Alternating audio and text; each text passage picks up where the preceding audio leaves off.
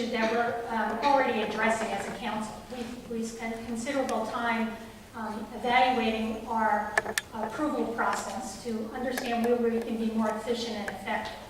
And my record shows that I've been very supportive of streamlining that effort. I have been supportive of some instances where approval should be at the administrative level. Today, the approval process includes a long period where not only does a project go through staff, but it needs to go in front of the Planning and Zoning Board and then to council. And that adds a great deal of time. I think for some aspects of our approval process, to have approval at the staff level is appropriate, and that would help streamline this process. And this is an issue we're already addressing and looking at. Thank you. The last question I have, before we get to closing arguments, I want everyone to answer. I'm going to start with Mr. Rao, and we're going to go down the line. You have 5 seconds, just 5 seconds, to tell the audience, the voters who are here tonight, one thing, the one thing you like most about Morrisville. Mr. Rao. The restaurants. I love to eat. And I'm a runner, but it's costing me a lot of money. But I eat out of it. Well, I like the park, so I'll see you there and we'll go running together. I just love the small town feel of Morrisville. It reminds me of where I grew up. Friendly neighbors, lots of bike riders, parks, and trees. So we'll all be at the park.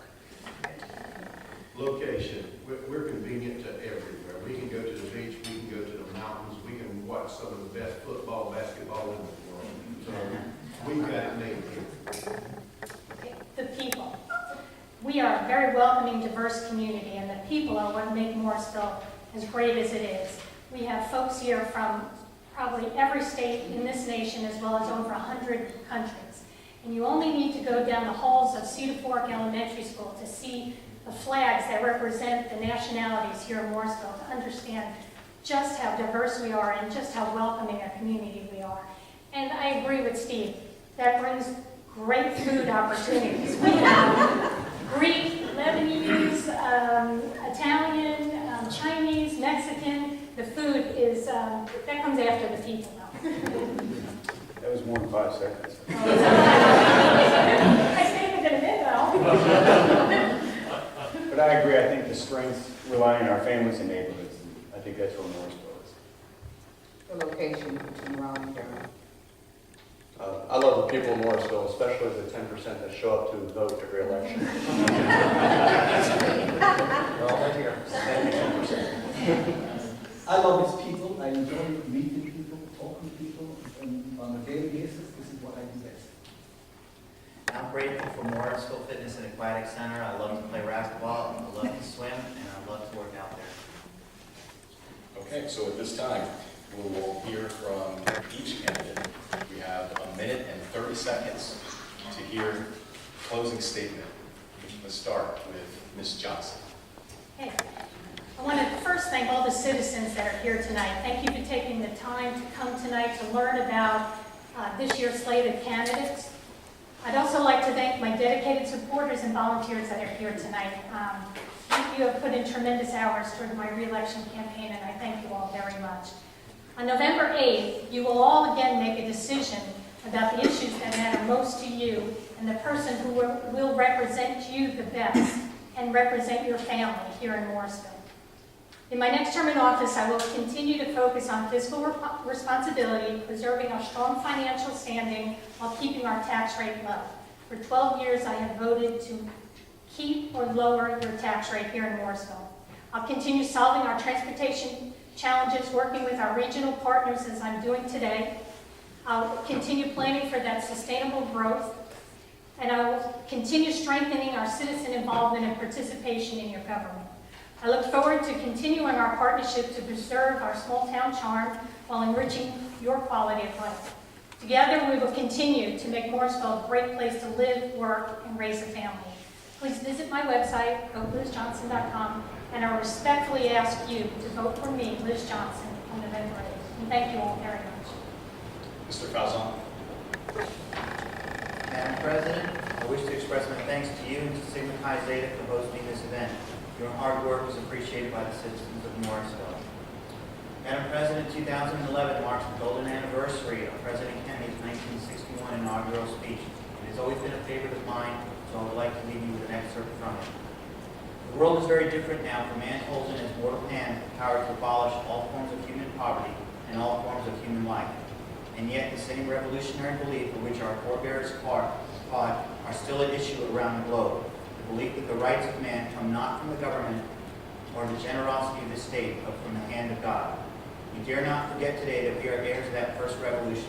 Let the word go forth from this time and place to friends and foe alike, that the torch has been passed to a new generation of Americans, born in this century, tempered by war, disciplined by a hard and bitter peace, proud of our ancient heritage, and unwilling to witness or permit the slow undoing of those human rights to which this nation has always been committed to. Thank you. Good night. Ms. Lyons. Thank you for your support, and I have literature outside. My name is Linda Miners, and I would like to continue to be your voice for the next 4 years. Thank you. Mr. Collin.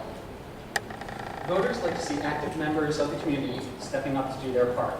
I believe I am unique among the candidates in having built a solid record of activity in the community.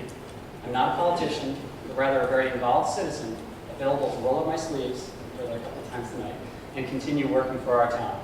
Instead of concentrating on campaigning, I've spent the last 2 months learning how to be a helpful and effective citizen and town council member.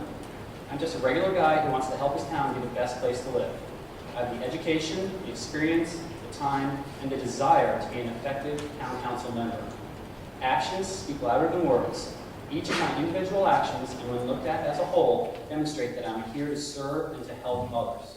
I put Morrisville first, and helping it to be the best it can be is clear for all to see.